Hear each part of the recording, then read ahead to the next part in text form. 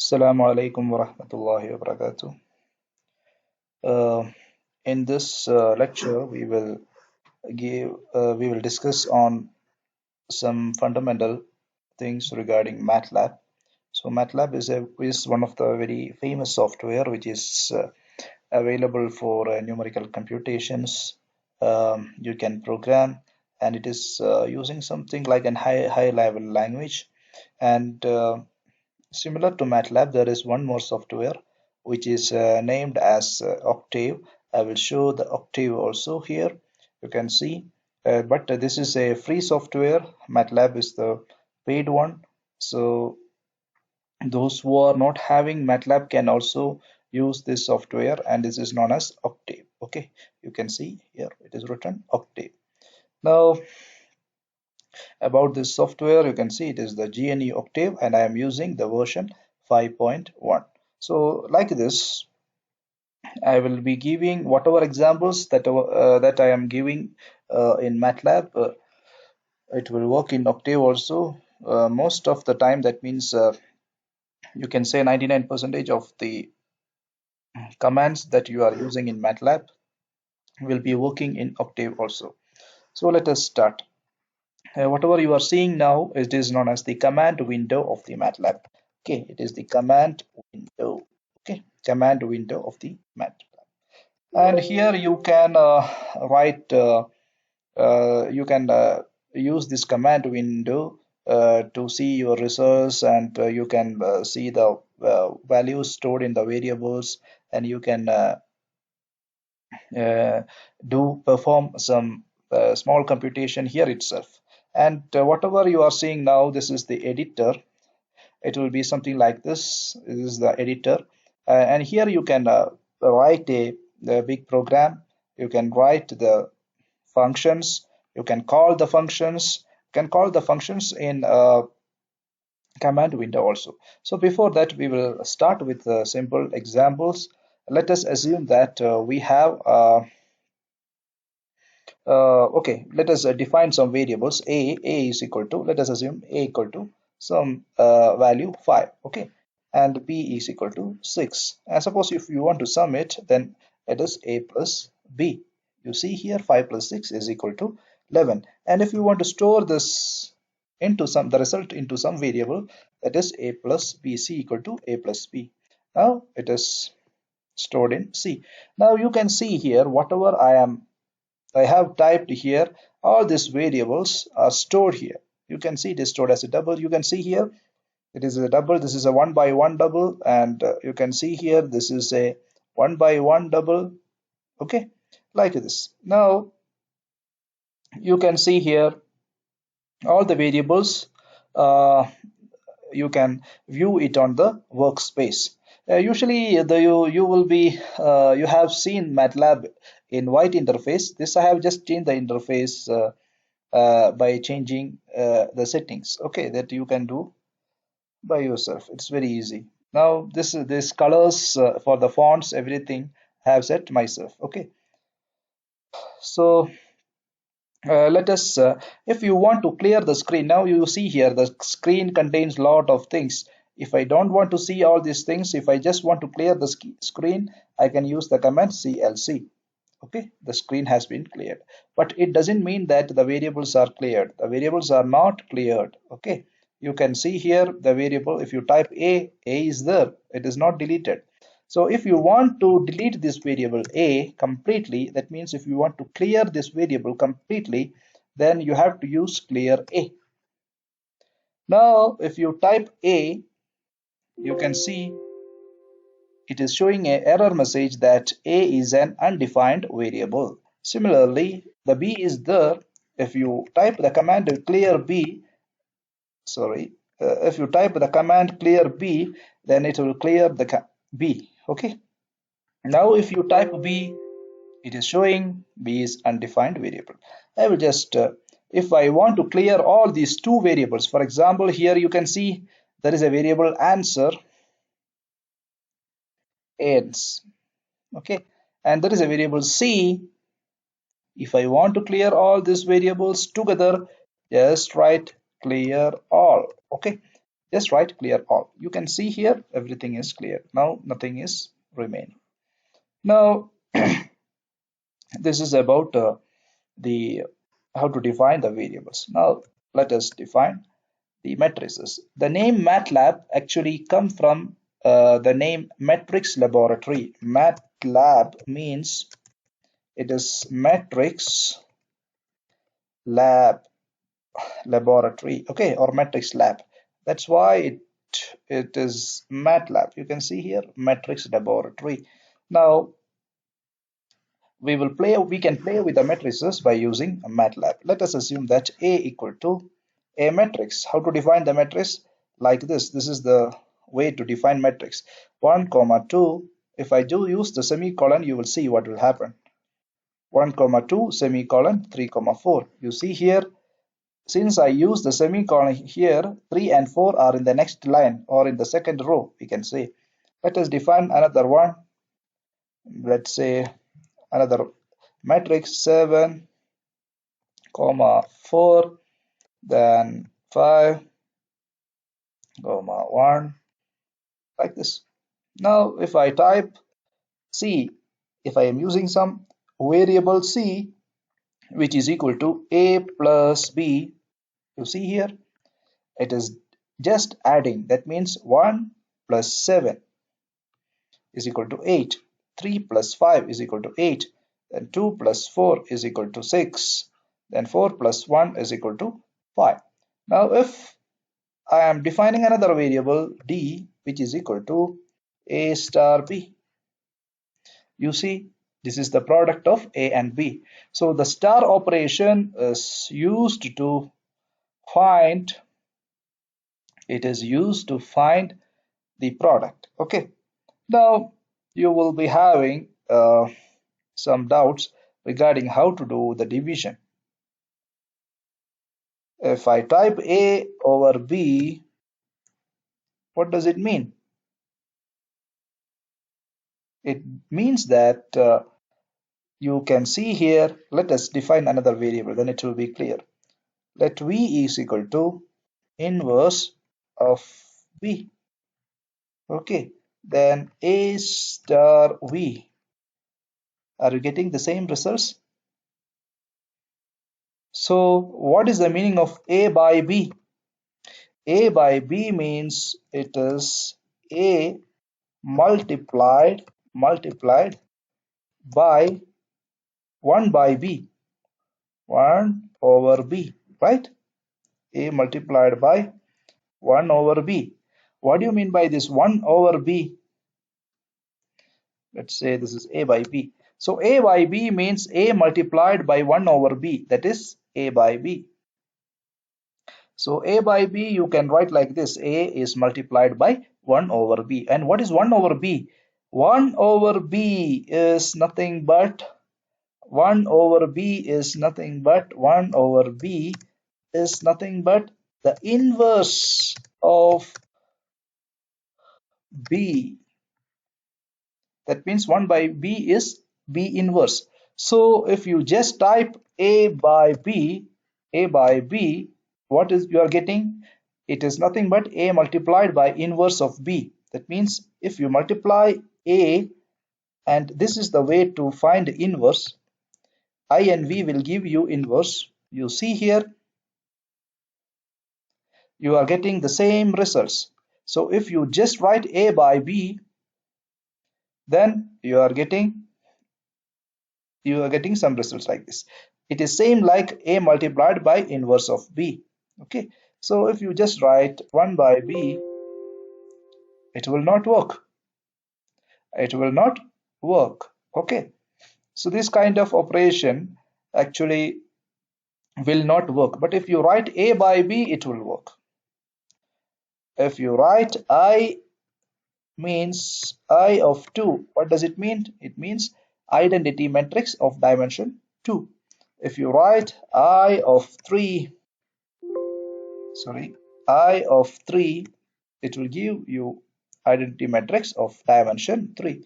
If you write I of 2 divided by B, then it will work. If you just type inverse of b, both will be same. So actually I by b is nothing but b inverse. If you multiply a with, that means a by b, a by b is same as, sorry, same as a multiplied by I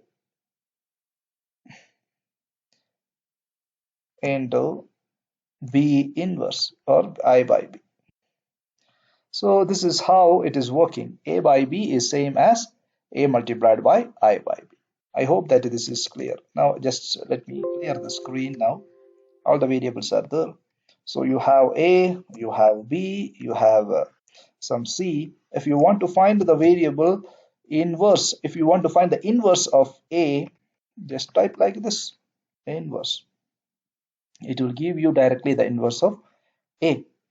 Now you have seen how to multiply, how to add, how to divide, how to find the inverse using Matlab. Now let us define a variable t is equal to 0, 0.1, let's say 0.2, 0.3, 0.4, so on, like this. Now this you have to take lot of effort. Suppose if you want to define from up to 100, for example, if you are defining this variable till 100, still 100 till 100, you cannot write like this, is it?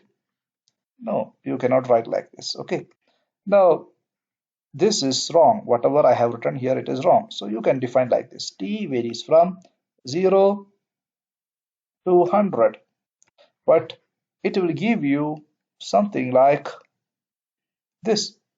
But we don't want this. We want our t,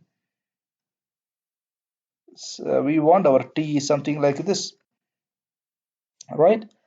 You see here, if I just write t equal to 1 to or 0 to 100, it is giving like this. So we need to define a step size. What is the step size? You can see this is 0, 0.1. After 0.1, we have 0.2. So the gap between these numbers are 0.1. We have to write this step size clearly. That means if I write like this, t is equal to 0 colon 0.1 colon up to 100. That means it will give you, you see, take an example here, 97.2, 97.3, 97.4, like this. Okay, there are 1001 values in this. So we got t. Now let me clear the screen. We have already the variable t, which is having, you can see here, the size is 1001. Now if I want to find the sine function of this t, that means the sine function will operate on each and every variable or every value in C. We can say every value in C. So use in t. Okay. So you can see the sign of this. Now if I want to plot or sketch, just type plot and I want the sign of t. That means this is plot x-axis and y-axis. If I write like this, you can see here I got the plot. See it? Now if I type plot, instead of sine I'm using cosine. Okay, cosine of t, you can see here this is cosine function. If I want to plot the sine function, so what happened to the sine function that I have plotted previously? You can see that is disappeared. Suppose if I want to hold the old one, now the new one is cosine of t. Now if I want to plot a sine of t, what will happen? You see here cosine has disappeared. Now sine is there. Suppose if I want to hold the sine again, sine, then I have to type hold on. Then after that I will type plot cosine of t, but if I plot cosine of t on sine of t, I cannot discriminate. So I want to plot in different color. Let's say this is red color. Then it is plot t comma cosine of t. So you see here cosine of t is showing the red color. You can see this is beautiful graph. You can see the red color is showing the cosine of t and the blue color is showing the sine of t. Okay. Now this is about the plot. Now suppose there are different types of functions also. Exponential functions. Suppose you are plotting e power minus t. You can see here this is e power minus t. Suppose if I am plotting this, I can use any color. Okay, e power minus t. Then you see here it is like this. Since it is having a very fast decay, you can see here. Suppose if I don't want a fast decay, I will show you. I am holding this graph. I am holding this graph. Now you can see I am using 0.1 star of t, and I am using another color, let's say green color. You can see here I can plot like this. If I multiply with 0.1, you can see the time constant has changed, so it is slowly decay. If I multiply with 0.01, if I am using blue color, you can see here again it is time constant again decreased, and you are getting. Suppose if you want to show the graph lines, that means grids on the graph, just type grid on. You can see here, you can see a lot of uh, grids. So this is the exponential function. Similarly, on the same plot, you can have the plot of the logarithm function also. Now let us assume I have closed that plot. Now let us plot something known as plot t then log t. Okay, let's assume this log t. Okay, so it will plot the logarithmic function. So this is the function for logarithm. Okay, now so this is about the basic idea regarding the Matlab. Now let us start about how to identify the values in a matrix or a array. Okay, so let me clear the screen. Let me define a matrix 1 4 8, sorry, 1 is not 5, then another row maybe 0 3 7, then okay, so I have got a 2 over 3 matrix. Okay, 2 by 3 matrix. Now if I am typing something like this, a of 1 comma 1, it is giving you 5. That means it is the first value, 1 first row first column. And a of 1 comma 3, what it will be, 1 comma 3 first row third value, that means it is nothing but 6. See, now a of 2 comma 3, you see this is a, so a of 2 comma 3 is 7. This is nothing but 7. Okay, now I hope that this is clear to you. Now suppose if you want, you have a matrix B, you have already B. Suppose a of 1 comma 1, if you want to add a of 1 comma 1 and b of 1 comma 2. So what is b of 1 comma 2? Please tell me. A of 1 comma 1 is 5 and b of 1 comma 2 is 4. So I will add this 5 and this 4. So what will be the answer? 9. See here, it is 9. So this is how we can play with the matrices. We can call each, and we have an identification for address or address for each and every value in a matrix. So I hope that this is very clear to you. So the same thing you can also do in another software which is known as Octave. Okay, let us define a 1, comma 3, comma 5. Okay, let's say this is another 8, 0, 1. Okay, I define like this. This is a. Then a of 1, comma 1 is equal to, see, a of 1, comma 1 is nothing but 1. You can see. Similarly, like this, as in our previous example, we can define t is varying from 0.1 till 100, and I can plot like this. Same command I can use, t comma sine of t. You see, it is giving you beautiful plot. So this is what I have told. Both will work. Okay, that means with both will work with the same command. So there is no issue with it. So you can use the same command that you are using in Matlab for programming in Octave also. So let me go to the Matlab. Okay. Now I will, okay, clear the screen. Let's say my A is a matrix, A equal to 1. Let's say 3, then 6, 2, 8. Okay. If I want to take the first value, A of 1, it will give you A of first value 1. A of 2 is 3. Okay, sorry, not 2, just A of 2. A of 2, what is A? This is A. Let me clear the screen. A is given, A of 2, sorry, A of 2 is nothing but 3. You can see here.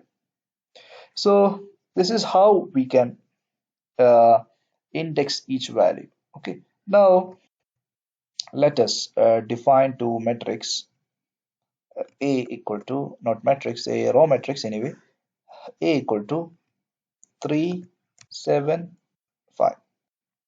Another one, B equal to 4, 4, 5, sorry, some 8, 1. Okay, now I want to add each and every value, and I want to store it in each and every value in A and B. For example, if I want to add the first value in A with first value in B, and if I want to add the second value in A with second value with the B, and I want to store it in C, and I am going to write this in a by using a loop. So we will discuss about the for loop. So this is for loop. For I equal to 1, 2, 3,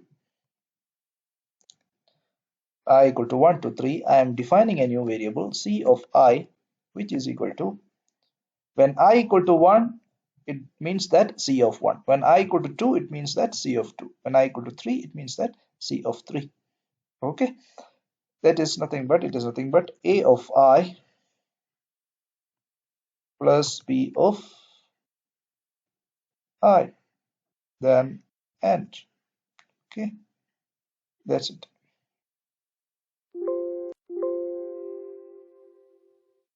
So you see here, sorry, I will clear all the variables, that's better. CLC, let's say A, then B. Now I am going to write for I equal to 1, 2, 3. C of I is equal to A of I plus B of I, then end. You can see I have put a semicolon here. Semicolon will give you, actually it will not display the value. Okay, I will that explain later. Now A of I, for example, here you can see for I equal to 1 to 3. That means I is changing from 1 to 3. So at first I equal to 1. When I equal to 1, it will execute whatever inside this loop. We will call this as loop. This is the for loop. There is another loop which is known as while loop also, that I will discuss later. while discussing the bisection method. Now, for I equal to 1, that means when I equal to 1, it means C of 1 equal to A of 1 plus B of 1. Okay, so that's what I executed. I got it. Now you see here, if you type C, you can see that C is 7, 15, 6. What does it mean? What does it mean? It takes the first value when I equal to 1. It will take the first value in A, first value in B, and it will add it together. So 3 plus 4 is 7. When I equal to 2, you can see here I is changing from 1 to 3. So if you type something like this, I equal to 1, 2, 3, it means that I will take first value as 1, second value as 2, and the third value as 3. That is the default step size in Matlab is nothing but 1. Okay, if you write t equal to 0 to 0 0.1 to 0 0.3, it means that it will takes the values from 0 to 0 0.3, but the step size is 0 0.1. But if you type t equal to 0 to 3, the default step size is 1. You can see the step size is 1. This you have to be very careful about this. Now you can see when I equal to 1, it will take A of 1 and B of 1 and add it. When I equal to 2, it will take A of 2 and B of 2 and add it. When I equal to 3, it will take A of 3 and B of 3 to add it. Okay, so you got C. You can also find the C by just typing A plus B. Then why I am using, you can see here. Then you will be having a doubt why I am using this for loop. So if I want to add, okay, let me clear the screen. This is A, this is B. Suppose if I want to add this 3 in A with that means the first value in A with the third value in B, then I have to write a for loop, right? That is for I equal to 1, 2, 3. Okay, then I equal to 1 to 3, C of I is equal to A of I. That means when I equal to 1, it will take A of 1, and I want to add it with the third value. That means B of I, not B of I, B of 3 minus I plus 1. I will explain to you. Okay, and this is, you see here why I am writing like this. I want to add the value of A of 1 with B of 3. That means I is changing from 1 to 3. When I equal to 1, this is C of 1, that is the first value in C, is equal to the first value in A. What is the first value in A? It is 3. Plus, when I equal to 1, this will become minus 1. Minus 1 plus 1 becomes 0. Then what is remaining? 3 is remaining. So B of 3, what is B of 3? B of 3 is the third value in 3, in B. So B of 3 is the third value in B. So third value in B is 1. 1 plus 3 is nothing but 4. Let us execute this. You can see here there is a problem, something which came in between. I will, this is A, this is B. So 4, then C, then AND, okay, then C. You see here, the first value is 3, 3 plus 1 is 4. The second value is 7, 7 plus 8 is equal to 15. The third value is 5, 5 plus 4 is equal to 9. So you can play with the arrays by using the for loop. So this is the advantage of for loop. Now we will see how to write the function handle. So we will see the function handles. Okay, what is this function handle? Okay, so function handle, suppose you have a function x square plus 2, then how to write it? You can write like this. You can use any variable a, b, c, d. I'm using f anyway. You can write like this. this function is a function of x, so I'm writing it as a function of x. Then x square,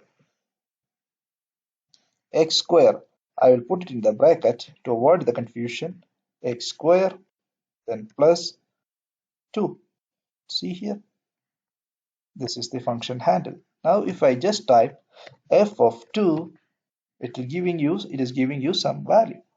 How it is giving some value? Because it is a function handle. You have created a function.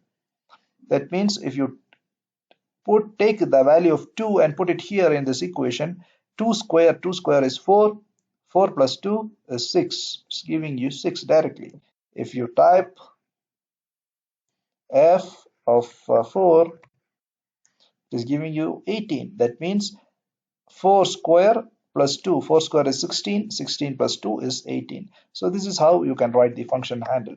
You can write the function handle as a function of more than one variable also, x, y, z also, x, y, comma, some function of z. So this is nothing but, for example, x square,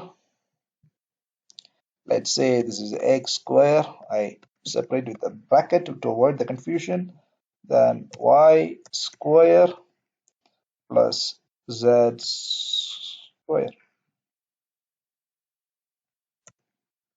square, okay. So this is a function angle. Now if I write 1 comma 2 comma 3, so what does it mean? X is equal to 1, y equal to 2, and z equal to 3. That means 1 square is 1, then 2 square is 4, so 1 plus 2 square is 5, 3 square is 9, so 9 plus 5 is equal to 14. So you can, if you write a function handle like this, you can put any number, 3000, any number. You see here, the answer is immediate. So this is the idea of using the function handle. I hope that this is clear to you. Now we will see how to write the function. The same thing I just want to tell you is that you can use the same thing in the same commands, whatever we have discussed now till now, in Octave also. Let us assume there is a function you can write like this. For example, this is f. I will copy paste from here. That's convenient for me. So the function in Matlab, I'm just typing here, I'm just copy pasting here. I have got a function handle. Now if I type like this, you just type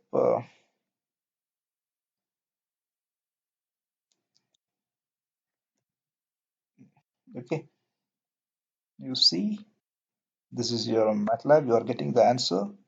Now you are getting the same answer. Okay, so the function handle, all these functions whatever I have discussed till now, you can use the Matlab or Octave for programming. And Octave is a free version and it is downloadable.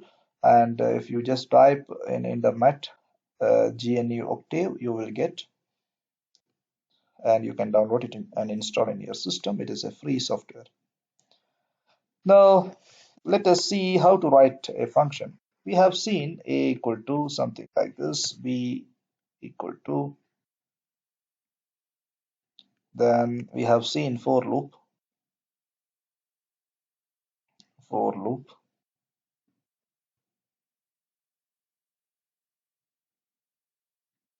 c of I, we have seen this. Okay, now we can write this as a function in Matlab also. So let us assume this is, I am copying this and I am going to write as a function. So for writing a function, you just need to type first function, then what is the output of this function? Let us assume it is c is equal to, you can give any name to a function. You can give any name as you like. And what are the inputs? A and B, right? And there should be an end to the function also. That means this is how to write the function. Now I will copy paste my for loop here. Okay, You see, I have written a function. Now I just save. While saving, don't change the name of the function because you have given here the name any name. So I am using any name. If you give your name, it should be the same. So don't change the name of the function. Otherwise, it will not be, you can not make the function without that. Okay. So you have saved it. Okay, now I want to change into the folder. So I changed into the folder. Now I just copy this and I am in now in the folder desktop because I have saved my function in the desktop. Okay, I just type CLC. This is my A, this is my B, and I type like this. See, got it? So this is what we have done. So you can call the function of A and B, right? Now, if I am defining another A, which is having a size of 2, 1 cross 2, this is B equal to some 5, 6, okay, 6 and 3. Now, if I'm now my C A is different, it is not executing. You see here, it is not executing because the function that I have written is not general. So I am going to generalize this function. First of all, I will find the what is the length of this A. Length means what is the total size of this A. That means length of A. What is the length of A? It is only 2. Length of B is also 2. So I am going to declare another variable n equal to the length of A. Okay, the length of A. Now instead of this 3, I will use my n because 3 was the size of the matrix that I have defined before. Now I am going to define by using n. Everything 3 I have replaced with n. Now you see I am going to execute this. It will work. Sure. See, I got it. So C is also having the same size of A and B. Or else, instead of finding it here, you can do one more thing like this. Okay, if you can delete this, you can give here n.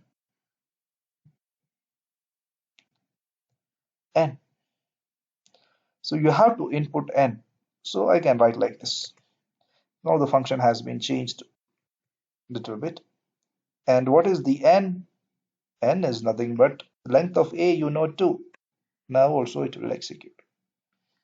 Or you can write like this. It is nothing but the length of A. Now also it will execute. So this is how you can play with the matrices. Okay.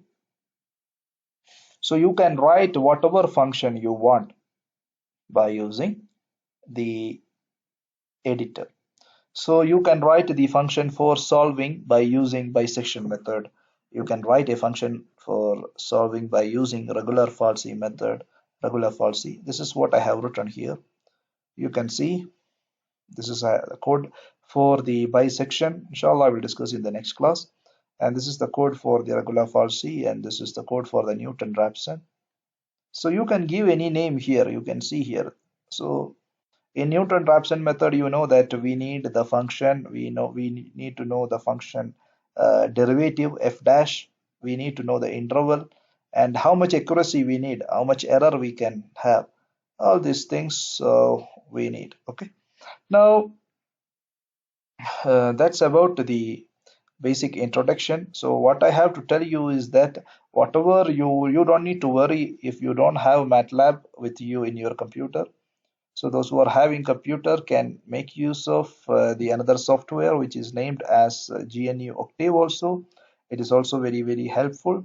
So you can use this Octave software also for this purpose. Okay. So thank you for watching. This is about the basic introduction to the MATLAB. In the next lecture, we will see how to program the numerical methods by using MATLAB. Thank you.